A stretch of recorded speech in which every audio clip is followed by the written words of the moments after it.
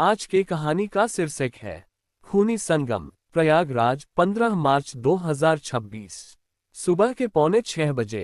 संगम घाट पर अभी भी कोहरा छाया हुआ था। गंगा और यमुना का मिलन स्थल आजकल भीड़ से भरा रहता था, लेकिन इतनी सुबह सिर्फ कुछ श्रद्धालु और मछुआरे ही दिखते थे। इंस्पेक्टर विक्रम सिंह अपनी पुरानी बुलेट मोटरसाइकिल पर सवार होकर घाट की ओर बढ़ रहा था। उसकी आंखें थकी हुई थीं। कल रात तक थाना में एक लड़ाई का केस निपटाया था। साहब जल्दी आइए, कांस्टेबल रामू ने फोन पर चीखा था। बड़ा साहब का लाश मिला है। विक्रम ने सिगरेट सुलगाए और घाट की सीढ़ियों पर उतरा। लाश ठीक उस जगह पड़ी थी जहां हर साल कुंभ में स्नान होता है।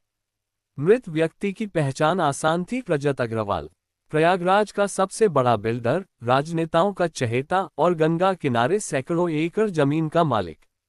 लाश के गले में गहरी चोट थी। खून का एक धब्बा संगम के पानी में घुल रहा था।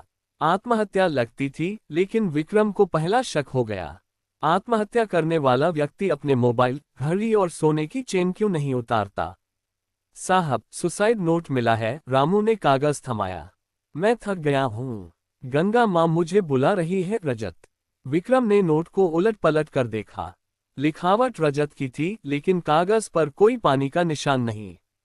मतलब नोट पहले लिखा गया था।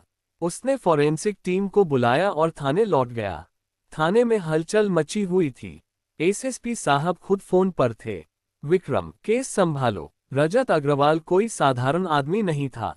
कल शाम को ही मुख्यमंत्री जी का फोन आया था।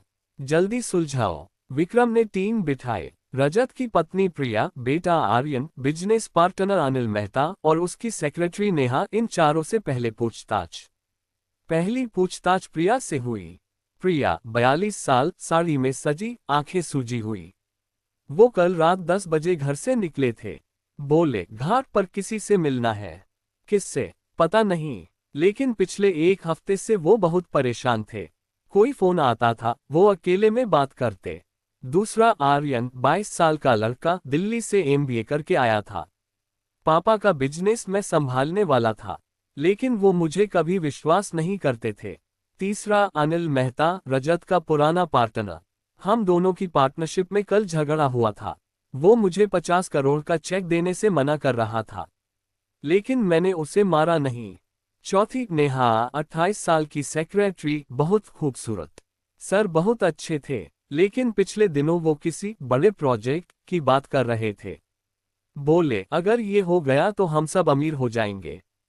विक्रम को लगा कुछ गड़बड़ है। उसने रजत के ऑफिस का सर्च वारंट लिया। ऑफिस में एक लैपटॉप मिला, लेकिन पासवर्ड लॉक। फॉरेंसिक ने पासवर्ड क्रैक किया। अंदर एक फोल्डर, संगम प्रोजेक्ट। फोल्डर में 500 एकड़ जमीन के डॉक्यूमेंट्स थे। वो जमीन गंगा किनारे थी, जिस पर रजत ने गरीबों को झुग्गी बना रखी थी। अब वो जमीन सरकारी स्कीम में आने वाली थी, गंगा सफाई और पर्यटन प्रोजेक्ट। रजत उस जमीन को 200 करोड़ में बेचने वाला था, लेकिन एक शर्त थी, गरीबों को हटाना पड़ता। और एक वीडियो फाइल। विक्रम ने प्ले किया। रजत कैमरे के सामने बैठा था। अगर मैं मरा तो अनिल मेहता और मेरी पत्नी प्रिया को मत छोड़ना। वो दोनों मिले हुए हैं। वीडियो 12 घंटे पुराना था। विक्रम ने तुरंत प्रिया और अनिल को थाने बुलाया। दोनों ने इनकार किया। झूठ है, वो हम पर शक करता था। रात 11 बजे विक्रम घर गया। उसकी पत्नी रीता ने चाय दी। आज फिर देर हो गई। रीता, आज एक ऐसा केस आया है जो मेरी नींद उड़ा रहा है। अगले दिन सुबह फॉरेंसिक रिपोर्ट आए। गले की चोट से पहले रजत को ड्रग दिया गया था, एक दवा जो बाजार में नहीं मिलती, सिर्फ बड़े अस्पतालों में। विक्रम ने आर्यन को बुलाया। आर्यन, तुम्हारे पापा को कौन दवा दे सकता था? आर्यन चुप रहा, फिर बोला, मेरी माँ। वो डॉक्टर है।